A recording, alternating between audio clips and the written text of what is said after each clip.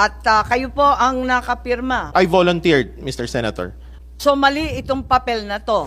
So, Sir, but it are you a was- college graduate? Di ba, so wag tayong magpilosopohan dito. Why did you sign in behalf of the Philippine government if you weren't representing the government? Hindi. So hindi nyo po... Tanggapin ko na rin po kasi he Yeah. is a competent authority. Yeah, let's... Tama You're po yun. under oath, sir. Oo. You're Did under you oath. or did you not appoint him as the good representative? Dati, sa dinami-dami ng police agency na sinabihan ni General Alcantara, sa NBI, si Chief PNP, sabi rin ni General Torre, bakit biglang civilian at hindi kasali sa law enforcement ang nag-oversee? Okay, so Ambassador, hindi kasi namin masyadong kabisado yung posisyon ninyo.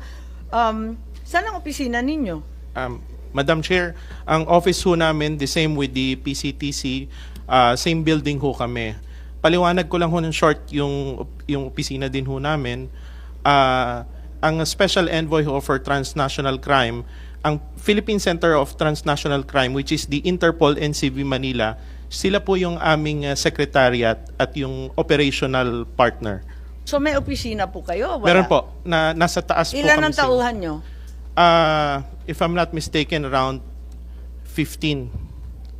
And then kasama ninyo sa pag-representar sa Pilipinas sa iba't ibang lugar? Opo.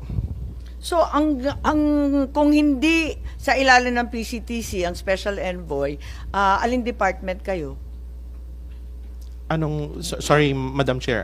Hindi naman kayo PCTC, so aling department kayo? DFA? Hindi po.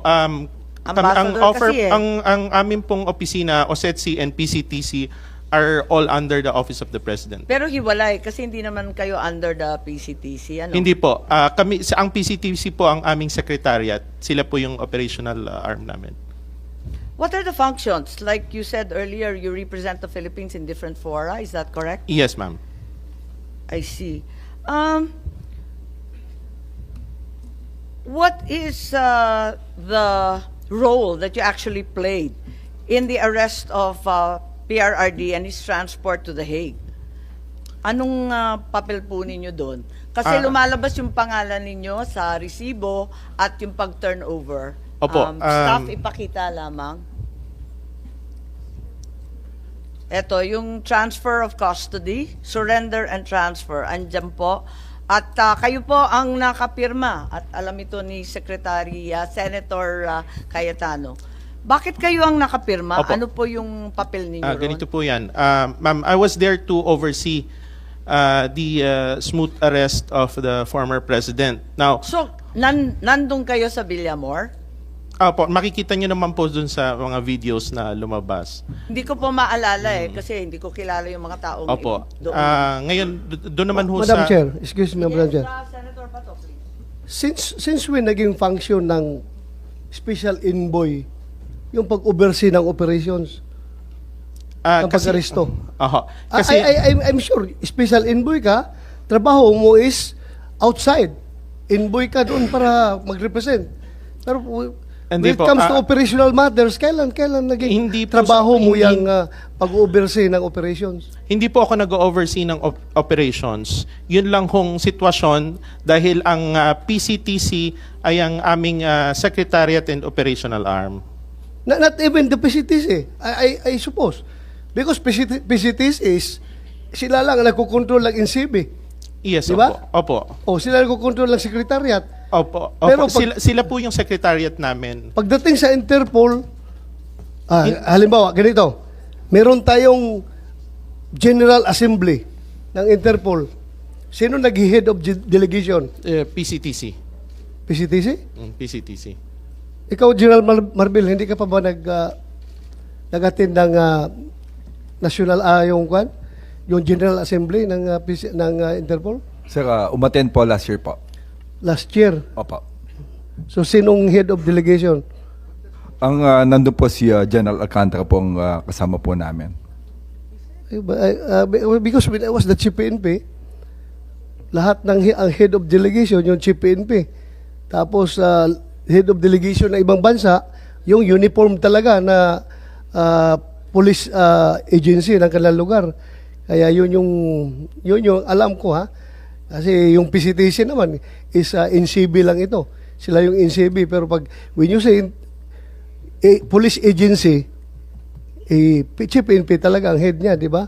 At nagkakaroon ng General Assembly, kayo ang nandoon, di ba? Actually, sir, dun sa ibang country, sir, ang police lang, ang isa lang po ang law enforcement nila. So, usually, ang the head is the chief ng national police nila. But in Correct. in our country, we have so many law enforcement agencies coming from the NBI, the Philippine National Police, of course, ang kasama po namin immigration. Kaya nga Kasi makita mo, di ba? Pag Interpol General Assembly, naghawak kamayan lahat ng mga chief ng puro uniformado yan eh. Puro mga chief ng police agency nila, di ba? Kaya nakakagulat sa dinami-dami ng police agency na sinabihan ni General Alcantara sa NBI, si Chief PNP, sabi rin ni General Torre, bakit biglang sibilyan at hindi kasali sa law enforcement ang nag-oversee? Ano po ba ang ibig sabihin ng oversee? Ma'am, kasi nga ang PCTC is our partner, our secretariat. I was there to oversee lang the PCTC, which is Oversee them? which is the Interpol NCB Manila.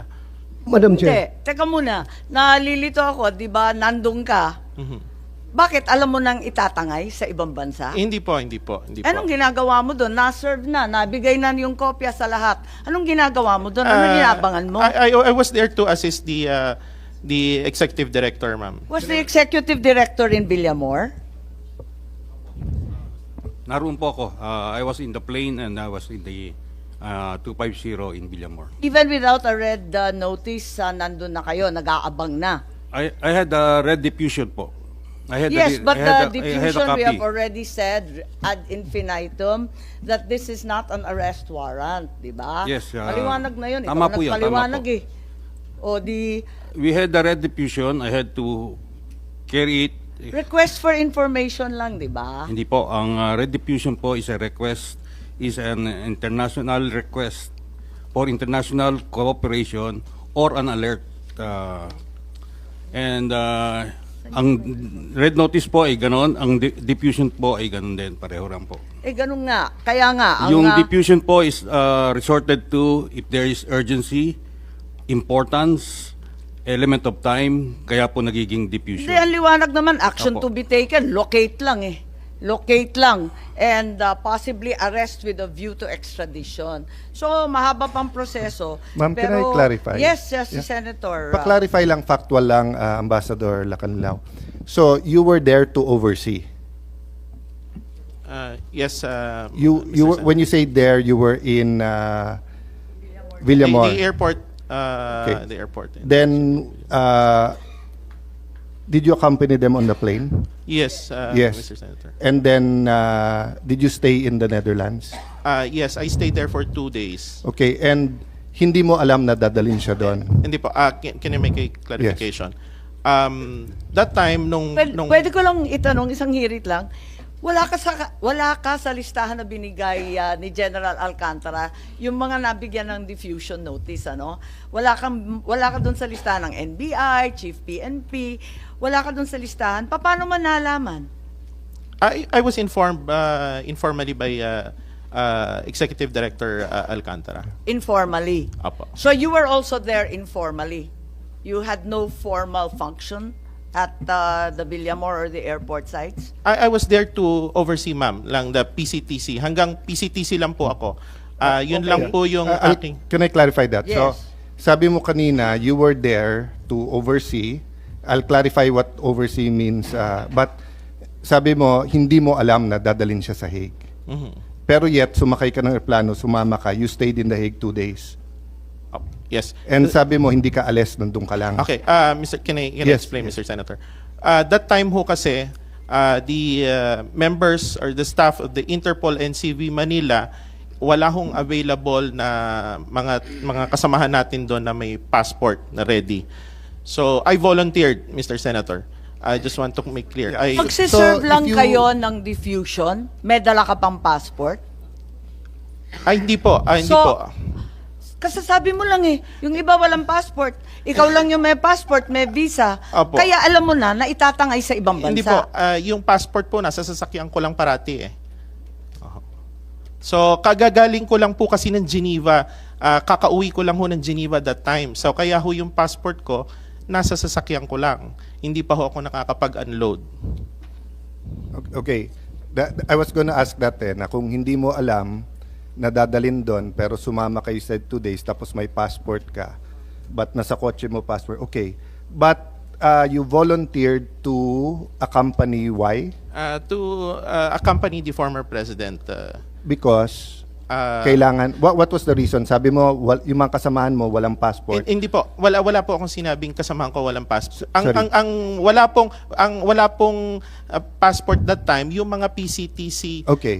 members, ma'am, na Okay. supposed to be sasama din that time. Wala hong silang available noon. So were you appointed representative of the PCTC? yes. Were you appointed representative of the Interpol in the Philippines? That time I was appointed, yes. Who appointed you? The PCTC, Your So Honor. can the on that day? Yes, sir. So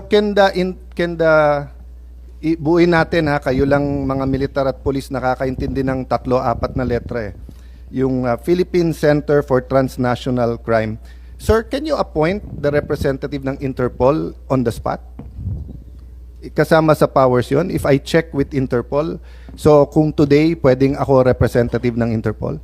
Para pong hindi yata kasama sa function ko yun. Well, kakasabi lang ho ni Ambassador, kayo daw nag-appoint sa kanya. Yun po sabi niya eh. So, but you're saying it's Ito not. nga maintindihan. So hindi nyo po Tanggapin ko na rin no. po kasi he Yeah. is a competent authority. Yeah, no, let's Tama you're po yun. under oath, sir. Oo. You're Did under you oath. or did you not appoint him as The good ambassador representative? is a competent authority to represent us. But you in did Yes. not appoint him. Hindi question if he's a Hindi po ako appointing competent. authority. Hindi You're ka not appointing appointing, authority. okay. Klaro po yun. Executive Order 265, saan sa buong executive order na nagtatakda na magkaroon ng special envoy, sinasabi na meron kang papel para mag-oversee. Wala kasi akong mabasa Hindi po. katulad ni Senator Cayetano eh.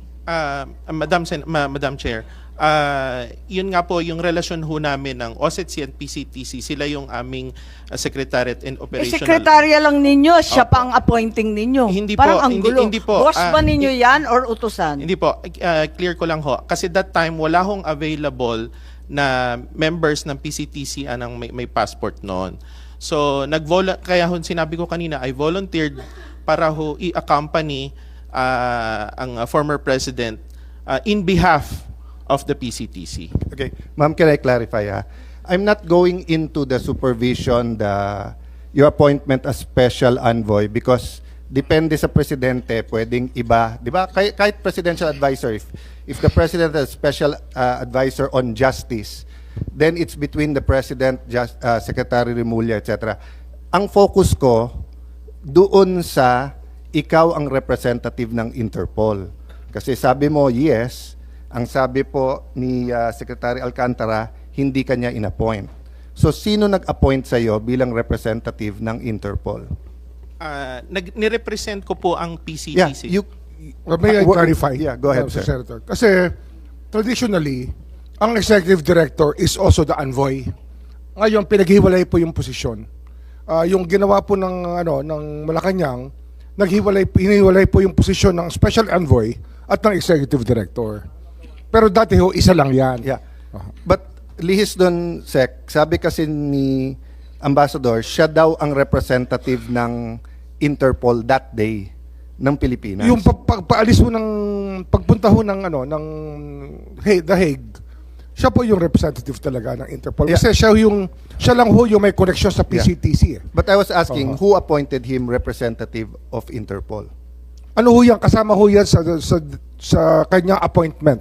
But he said before that day, hindi siya ang representative ng Interpol. Pero ano ho ito eh? Kasi yung overseeing function niya, oversight function, is, kasi parang may oversight po siya sa PCTC.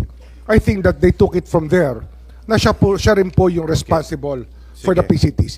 Okay. Wala rin sa executive order. Kasi nga ano ho yung yan eh. So- Sabi ko nga, so when- magkasama ho dati ang posisyon ng executive director tsaka envoy. Si General Alcantara used to be the special envoy and executive director. And then the representative ng Interpol. Oh, Interpol. And exercising oversight powers. Bago lang yun. Hindi, dati ho isang tao lang nga eh. Wala eh. Ginawa Wala na sa ho, dalawa. Executive Order 265. Parang above and beyond na sa... Hindi, special ho yan. Madam Chair, if I may. Ma'am, just to point. the executive has the power when to he do that. when you signed dito sa ICC, you were signing as what? As the Interpol and Interpol NCB Manila representative.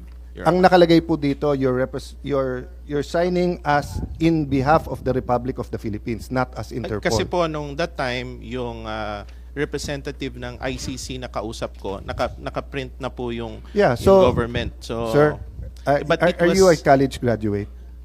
Yes, sir. No. Any college graduate, pag pinapirma ka tapos mali, kahit printed, you'd cross it out. Then you would put, so pag nakalagay doon, Alang Cayetano, congressman, pipirma ko o i-cross out ko yung congressman, lalagay ko senator. Kung nakalagay doon, Alang Cayetano, single, may asawa na ako, hindi ako papagalitan ng asawa ko, kung hindi ko i-cross out, lalagay ko doon na ano. Di ba? So wag tayo magpilosopohan dito. So why did you sign in behalf of the Philippine government if you weren't representing the government and you were representing Interpol? Medyo mataas na ho kasi yung ano noon pagod na din kami. Tapos ang request ng ICC staff that time nagre-request sila na kunin na ng medical team. Hindi ho kasi ma-perform yung medical assistance to the former president. Yun ho yung dahilan yan. Ang dahilan, pagod kayo. Hindi po, nagkakagulo na din ho nun. Mataas na din po yung sitwasyon. Pakisabi ng totoo. Opo, We are ma'am. all under oath. Yes, ma'am. Ang mataas na rin. Paliwanag mong maigi. Representative ka ba ng Pilipinas or representative ng Interpol? Pipili ka lang. Nirepresent ko po ang Interpol NCB Manila. So mali itong papel na to. Ah, Sabihin mo sa akin. Yun hong... Kasi nag-iiba. Isa kasi sinungaling, po, isa totoo. Yun hong clear ho sa Ma'am, ICC. Pwede kong linawin lang. Hindi, siguro hayaan muna natin. Hayaan natin na ipaliwanag. Alam naman niya eh. Alam ho kasi ng malinaw ho sa pag-uusap namin ng ICC staff na I represent the Interpol NCB Manila. Pero hindi maliwanag dito sa nakasulat. Government of the Republic of the Philippines. It's part of the government, ma'am. I'm sorry. Hindi, Interpol eh. Sabi niya, nandun siya bilang Interpol eh. Ma'am, Madam Chair, yung Interpol po kasi, the Interpol NCB Manila, it's under the Philippine government. Sorry, Mama. Kasi if that's your interpretation, then the government cooperated with ICC. In the surrender. Diba? No, I'm not trying to trap you. I'm trying to understand. Kasi nga, when you do something, you can do it in different capacities. So, international organization, yon. So, for example, Sarah here was the regional director for the International Organization on Migration, but she's a Filipino. Now, if she was special envoy nun, she has to say which one. Kasi one is a UN body, or at least a UN-recognized organization. The other one is Philippine government. So, di ba, hindi pwedeng you're signing. Ang problema kasi yung sabi mo, malinaw sa ICC at malinaw sa akin, Interpol. Pero ang pirma mo, in behalf of the government. Kasi ang masusunod yung dokumentong pinirma mo, hindi yung intention nyo eh. Di ba? So, kung ang sabi natin, listo, na intindihan ko, pinirmahan natin sale. O pagdating sa korte, ano unang impression mo? It's a sale. Opo. Because yun ang pinirmahan nyo. Di ba? So, kaya nga pagdating dito, there are many other questions like yung sinabi ko sa inyong number 8, which is, was he brought, did the person receive legal assistance during national proceeding? Ikaw nagsabing he received legal assistance during national proceeding. What was that proceeding? No, Your Honor, Mr. Ambassador, Senator. ang dami-dami mong pinirmahan dito tungkol sa doktor, tungkol sa immediate family, tungkol sa legal counsel. Lahat to sinang-ayunan mo. Lahat ito hindi totoo. Hindi po. Kasi ganito. pagod na po kayo. Hindi po. Kung maaari ho ma-explain ko. Una ho, yung tinatanong nyo regarding ho dun sa Kasi that time, I was waiting for the official certification from the Department of Justice. So medyo wala hong internet that time. So yung yan ho yung sinulat nila, yun naman ang sinagot ko. So nung after few minutes, nag-request ako ng internet na print, binigay ko sa ICC yung certification from the Department of Justice. Sino nagsulat niyan? Kaninong handwriting yan? Kasi parang naiba sa sulat mo. Ma'am, sa ICC, ma'am. Tapos pinirmahan mo na lang yung sinulat ng ICC. Pinakikita naman yan nung nagpapalitan kami ng... So sang-ayon kayo sa lahat ng sinulat? Opo, ma'am. Ganon. So yun yung papel mo doon? Ano pa yung ginampanan mong papel? Kasi sabi mo, sinamahan mo si Presidente Duterte sa eroplano. Pagkatapos, nung sinorender mo na at yan ang pinirmahan mo bilang kinatawan ng ating pamahalaan, ano pa yung iba pang papel mo? Ano pang ginampanan Wala na mong po. papel? Wala na po, ma'am. Pero nagdalawang araw ka pa ron eh. Hindi po, ma'am. Nag-aantay kasi doon din kami sumakay sa same plane pabalik po ng Pilipinas. Madam Chair. Yes, Senator Bato, nagugulat lang ako, na-speechless ako. Dineliver ninyo sa ICC pero hindi ninyo alam?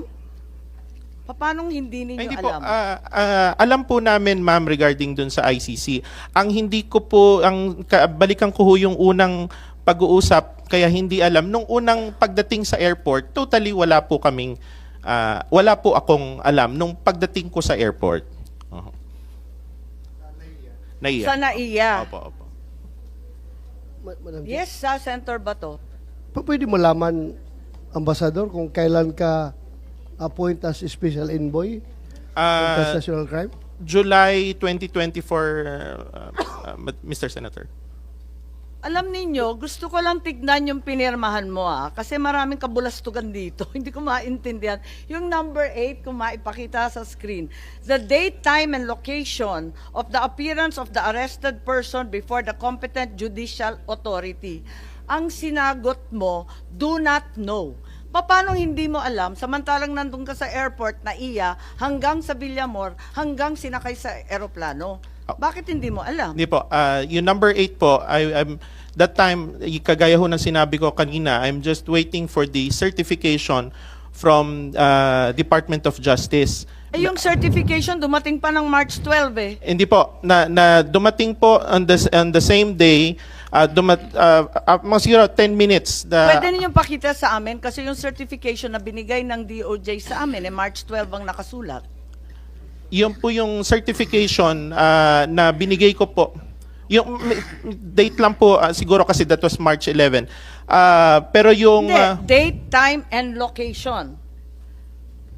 Opo. Yung certification ho na yon na-send ho sa akin nung nandun kami mismo, nasa eroplano pa, ng paglapag ho namin sa Hague. At sinabi dito, before the competent National Judicial Authority. So, ibig sabihin, Pilipino. Husgadong Pilipino, tama ba? Judicial Authority. Hindi mo rin alam? Kasi sabi dito, do not know eh. Ayun po yung sinagot ko kasi I was waiting that time. Paano hindi mo alam eh? Alam mo, mula nung dumating na talaga naman hindi pinayagan makita yung abogado, hindi pinayagan pumunta sa Pilipinong husgado, hindi pinayagan lumabas. Bakit mo sinasabing do not know? Nandun ka, nakababad ka, hanggang sa Hague, nandun ka eh. Ma'am, that time, nandun po yung mga abogado niya. In fact, 3 po yung abogado. Hindi, walang abogadong sinasabi sa number 8 na pinirmahan mo before the competent National Judicial Authority. Ang sinabi mo, hindi mo alam. So, yun ho kasing certification, yung details, nandun po sa DOJ certification. Yun ho yung inaantay ko that time. Medyo nagkaroon lang ho ng delay nung sa pagpasok kasi sa problema ho sa internet. Ano? Kailan dumating yung DOJ certification? On the same day po, nung nasa aeroplano kami. Before? Iyan po, after po ng sign, kasi hindi ho makapasok. December 12 ha, ang nakadate. Parang nagugulat ako. March. Opo.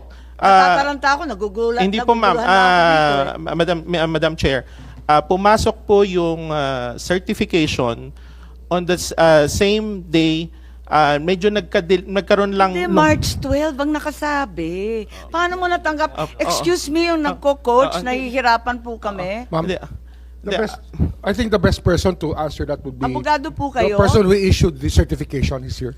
Yes, I think Prosecutor Fadulion, we're referring to the same certification of March 12. Is that correct? That is correct, Madam Chair. And it was sent to Ambassador Lacanilao when and where?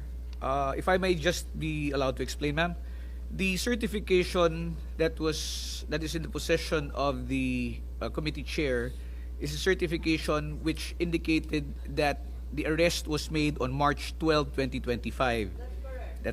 This certification was issued the day after the arrest.